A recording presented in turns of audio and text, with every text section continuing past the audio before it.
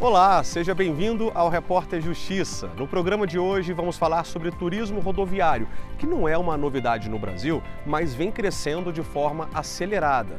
No ano passado, por exemplo, o número de acampamentos turísticos cresceu 36% em relação a 2021, de acordo com o cadastro de pessoas físicas e jurídicas que atuam no turismo. O setor aquece a economia, gera emprego, renda e tem opção para todos os gostos, como o campismo, caravanismo e o turismo de proximidade, que é o assunto do primeiro bloco do programa.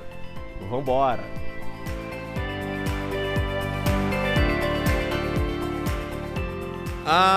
Vamos combinar, nesse nosso Brasilzão de norte a sul, o que não faltam são destinos, paraísos escondidos de tirar o fôlego, que muitas vezes estão pertinho da gente. Aliás, essa é a definição do turismo de proximidade, que envolve deslocamentos mais curtos mesmo, num raio de até 300 quilômetros em torno das capitais e grandes cidades.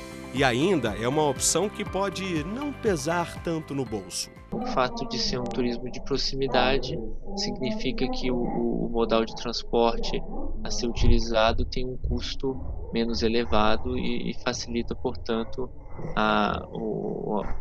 barateia, né, o custo com o deslocamento. O turismo de proximidade prioriza lugares com menor fluxo de pessoas, na maioria das vezes longe de multidões, para desestressar, ter um contato mais próximo com a natureza. O turismo de proximidade ele acaba democratizando um pouco o turismo, no sentido que quando a gente trabalha com turismo de longa distância, os destinos mais cobiçados, mais conhecidos, acabam atraindo pessoas de todo o país.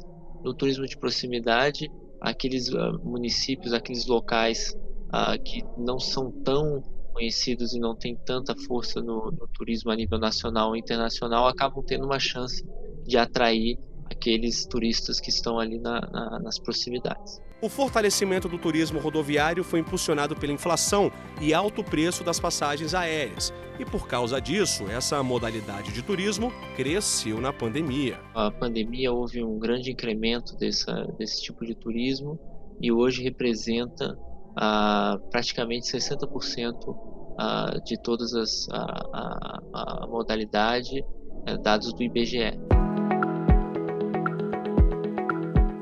Jéssica mora em Brasília, é engenheira ambiental e tem como paixão e hobby fazer as malas e cair na estrada, viajar. Ela está sempre programando o próximo destino. Brasília está no centro, praticamente no coração do Brasil, né? A gente consegue observar isso. A gente está no coração do Cerrado também. Aqui é onde nascem as águas, a gente tem várias bacias hidrográficas, então a gente tem vários recursos hídricos, rios, né? Uma região assim, de beleza cênica, até por conta de estar entre alguns estados, como Goiás, como eu falei, Minas, né? E a gente tem realmente muitos atrativos nessas regiões. Jéssica está falando de piscinas naturais, cachoeiras, trilhas. Quando eu penso em viajar, eu quero me desconectar, eu quero ficar relaxada, quero ficar zen, quero curtir, lógico, também, mas eu quero não pensar nessas coisas do dia a dia, né? Nessa rotina cansativa, né? Que a gente tem, assim, no 220.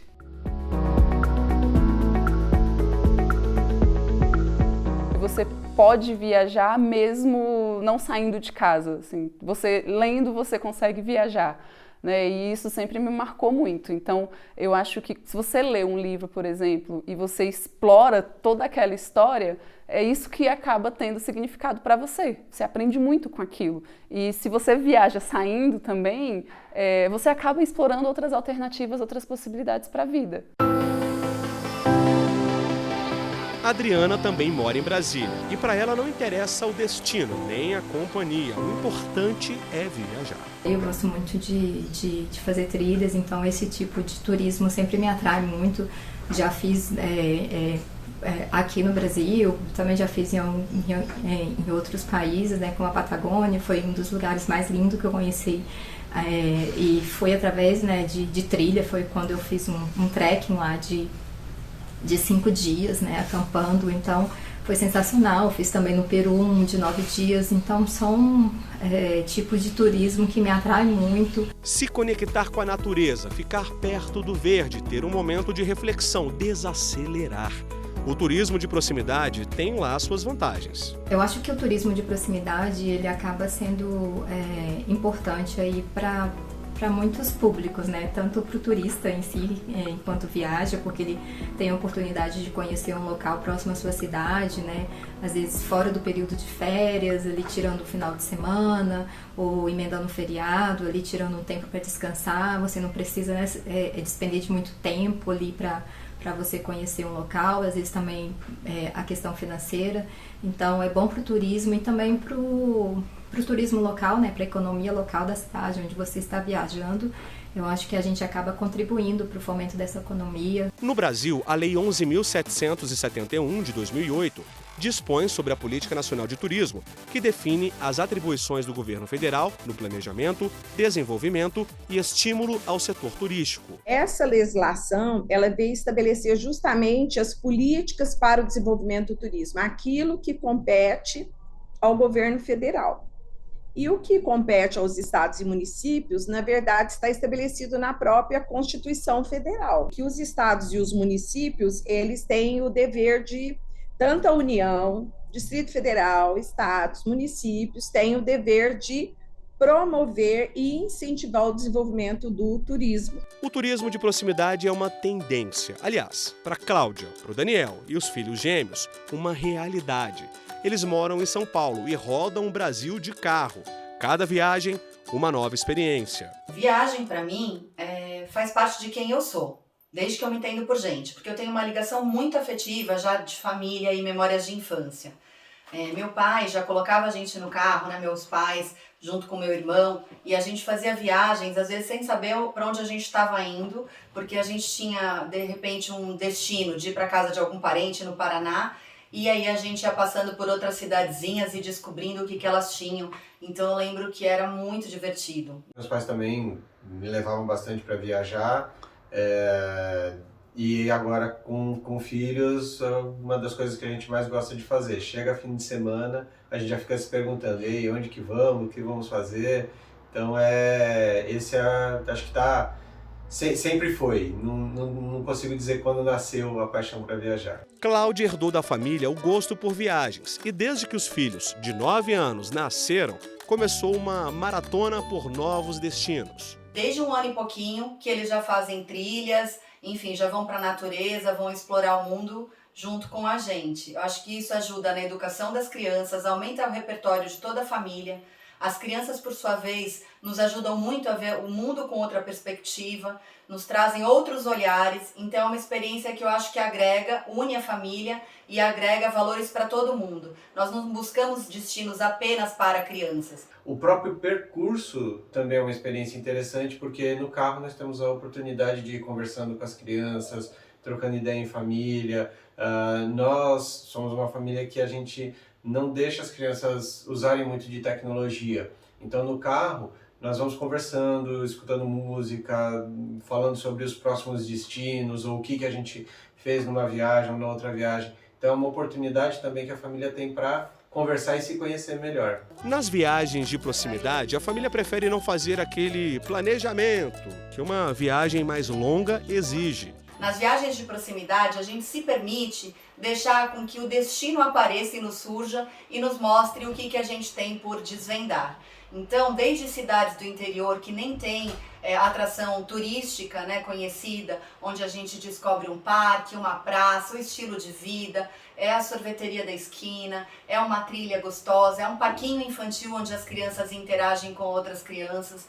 Então a gente tem sempre o que olhar, o que aprender e o que ver. Quando chega um fim de semana, nós começamos a nos perguntar, e aí, vamos viajar esse fim de semana? E a gente acaba olhando até no dia mesmo da viagem. Acorda sábado de manhã, olha, vê que estrada está vazia, que cidade que está com pouca gente, e a gente vai vendo isso já na estrada, para decidir qual é o caminho. Então, não é só um turismo de proximidade, é um turismo de proximidade sem destino. Pelas fotos e vídeos, já deu para perceber que viagem é sinônimo de diversão por aqui, né? Então, agora, com a palavra, os irmãos Henrique e Eduardo. Nós gostamos de viajar em família porque a gente se diverte, descobre várias coisas novas junto com a nossa família. Eu não sei como falar qual foi minha viagem preferida até agora. Eu gostei de todas elas. Olha, eu gosto de todas as viagens porque cada uma traz uma experiência diferente.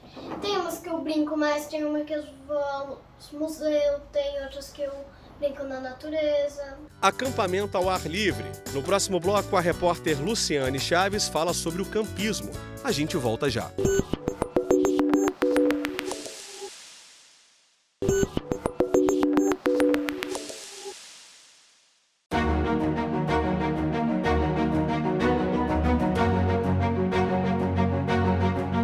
Uma das modalidades mais usadas do turismo de proximidade rodoviária é o campismo, um turismo itinerante onde as pessoas se deslocam levando abrigo. Historicamente, a prática nasceu na antiguidade, em expedições militares, onde tropas se abrigavam em tendas para se proteger do clima, do tempo e dos animais. Quando os centros urbanos começaram a crescer, lá pelo final da década de 50 e início dos anos 60, veio a necessidade de procurar contato com a natureza. Campismo é um estilo de vida. É um estilo de viajar, é você estar em contato com a natureza, é estar em contato com amigos, né? Então, assim, é uma modalidade de turismo, né? Que você está muito mais próximo de pessoas, mais próximo de natureza, e você tem mais flexibilidade, por exemplo, do que você estar numa pousada, num hotel. É uma prática que hoje tem algumas vertentes, principalmente no que se refere ao seu conceito fundamental, o abrigo, que pode ser do tipo nômade, com barracas, ou caravanismo. Você tem um camping, que o pessoal fala de camping selvagem, né, que é numa região mais próxima à natureza, com menos estrutura, e você tem o camping... que você tem também as modalidades diferentes para você ir praticar esse campismo, né? Você pode ir de barraca, você vai na barraca de teto, você vai num trailer, você vai numa camper, você vai em um motorhome. Contato com a família e amigos, rodas de conversas, boas risadas e, principalmente, muita conexão com a natureza. Eu estou falando do campismo, uma prática que tem aumentado significativamente em todo o país. De acordo com o Ministério do Turismo, o número de acampamentos turísticos registrados teve um aumento de 36% nesse ano de 2022. Estamos a 40 quilômetros do centro de Brasília, em uma área de camping particular. Viemos conhecer uma turma pra lá de animada que faz do campismo um estilo de vida. E o Rômeu, que é veterano quando o assunto é campismo, começa a nos contar sobre sua experiência. Você precisa aprender a identificar aspectos em meio à natureza do que pode ser, quem sabe, algo perigoso, algo arriscado, né?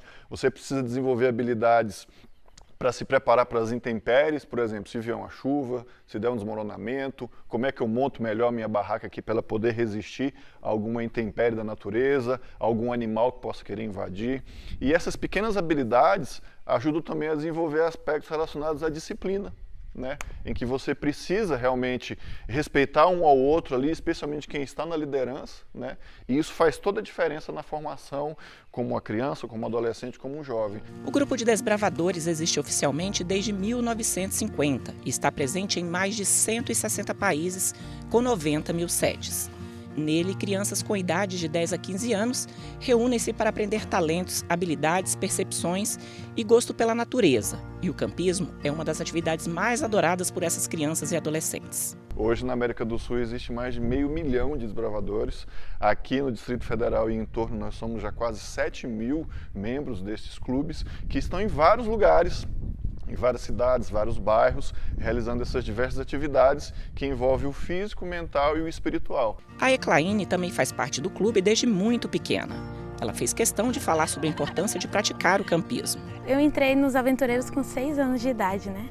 Eu amava ver aquelas crianças com uniforme e acampar. A gente aprende como que faz uma fogueira, como que cuida do espaço. A gente aprende sobre a natureza, por que ela é importante, que a gente precisa estar no meio dela. Primeira informação, nunca vá sozinho, né? Primeira dica de segurança, nunca vá sozinho.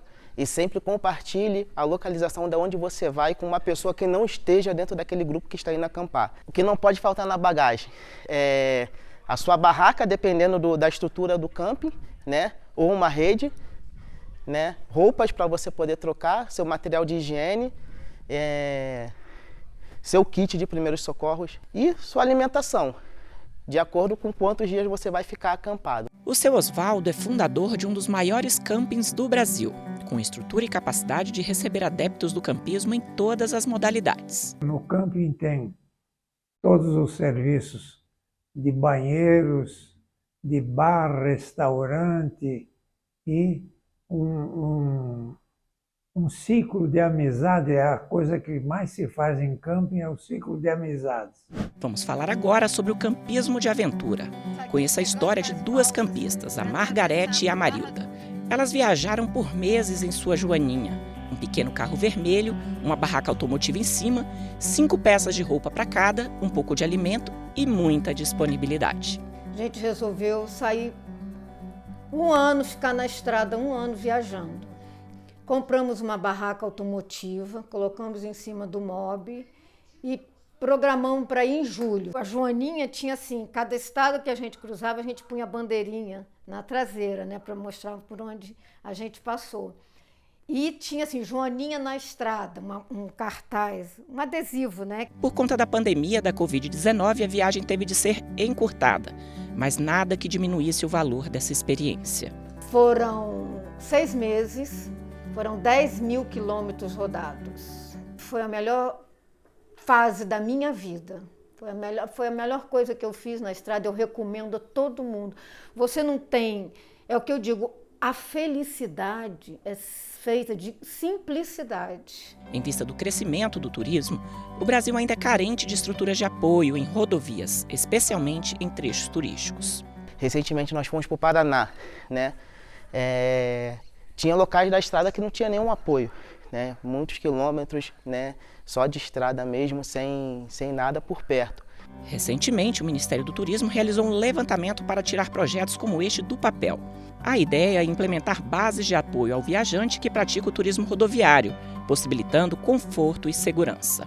O que se idealizou no Ministério do Turismo é um ponto de apoio ao viajante padronizado, de excelência, com nível alto de exigência e que fosse trabalhado não só de forma local no Brasil, mas que a gente pudesse também eventualmente expandir para outros países e ter ali uma política pública até globalizada, né, ou pelo menos regional na América do Sul, que a gente pudesse compartilhar com os nossos vizinhos e assim gerar uma sensação de segurança. Para uns, conexão com Deus, com a natureza. Para outros, fugir da rotina, se desprender de bens materiais. Mas a paixão pelo campismo é unânime. É como a gente se reconecta, principalmente conosco, com nossos amigos e com Deus. Eu recomendo todo mundo. Precisa ser 6 meses, faz 1 mês de estrada. É bom demais, você vai valorizar tudo simples, tudo que é mais simples. Você não tem mais a ambição de 200 calçadinhos, um monte de vestido, não precisa disso. Vai além de simplesmente uma atividade ou um hobby, né? É algo que entra na nossa vida e que afeta os nossos próprios valores, né? Traz valores assim muito importantes, valores como o respeito, a disciplina, como o crescimento nesse aspecto de enfrentar novos desafios, de ter experiências. No próximo bloco vamos falar sobre o caravanismo, deslocamento turístico em veículos de recreação. Não saia daí!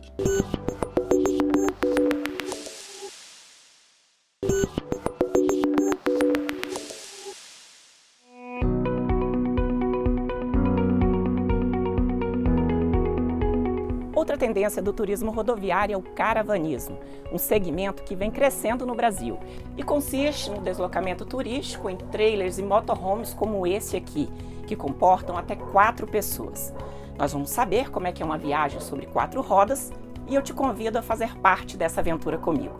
Vamos lá?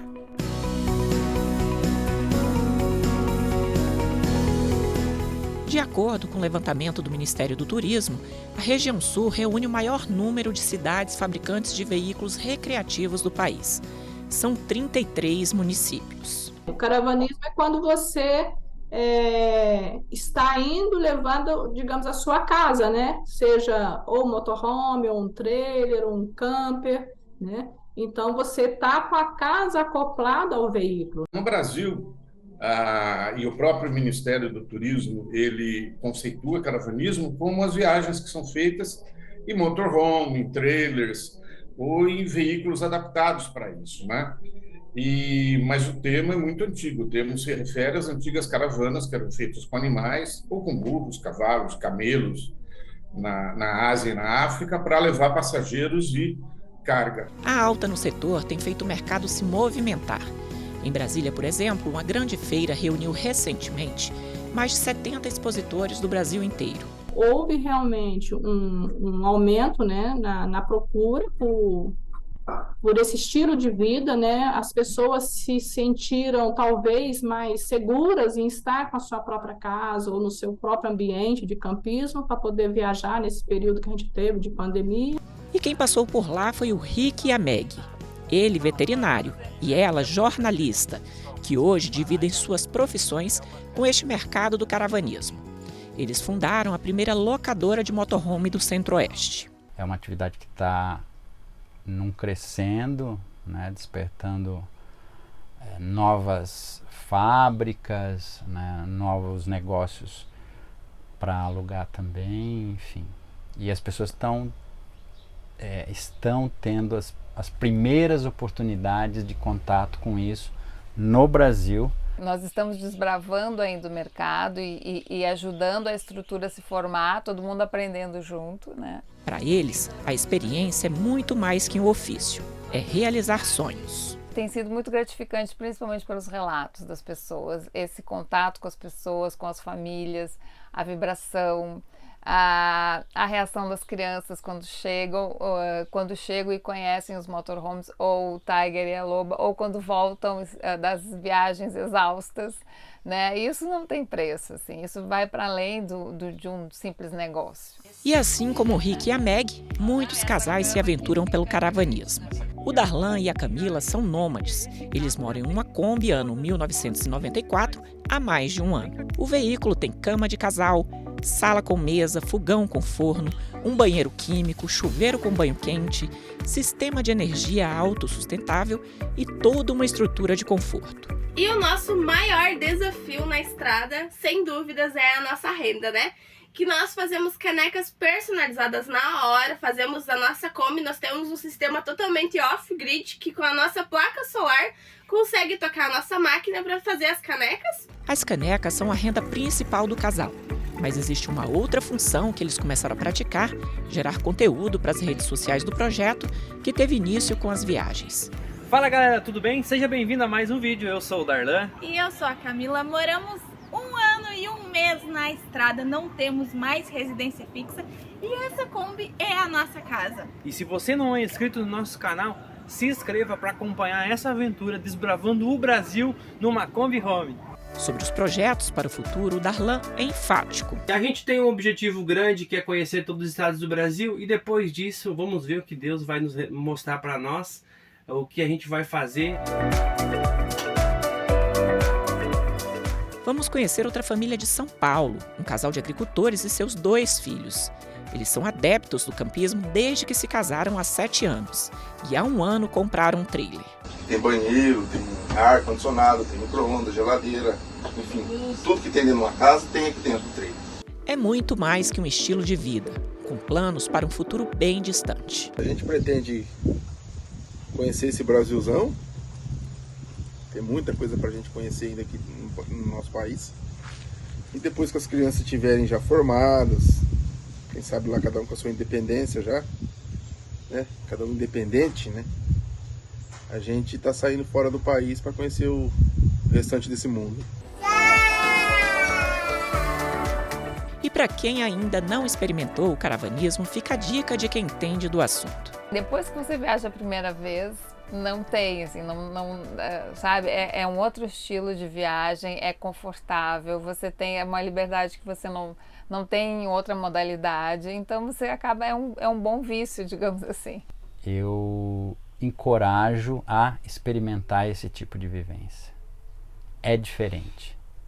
Não é como sair, pegar um avião, ir para uma pousada, ficar num hotel luxuoso, com todo o conforto, etc. Mas é descobrir a essência. A essência é o primordial, o importante, o que vale a pena. Viver com pouco, mas ser feliz.